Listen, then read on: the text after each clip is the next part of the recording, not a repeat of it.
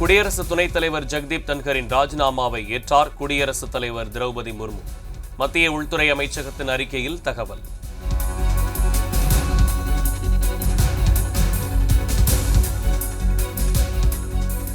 முதலமைச்சர் மு க ஸ்டாலின் நலமாக உள்ளதாக துணை முதலமைச்சர் உதயநிதி ஸ்டாலின் பேட்டி. விரைவில் குணமடைந்து வீடு திரும்புவார் என தகவல்.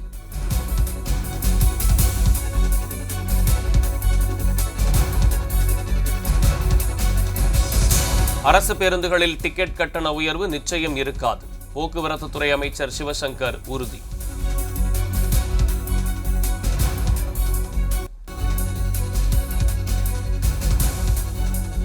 தமிழக மக்களுக்கு திமுக ஆட்சியின் மீது எந்தவிதமான எதிர்ப்பலையும் இல்லை என அமைச்சர் ரகுபதி பேட்டி.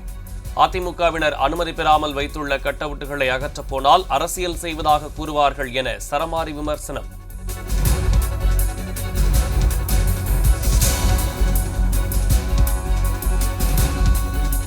விஜய்தான் எங்கள் முதலமைச்சர் வேட்பாளர் என தாவேக கொள்கை பரப்பு செயலாளர் அருண்ராஜ் திட்டவட்டம்.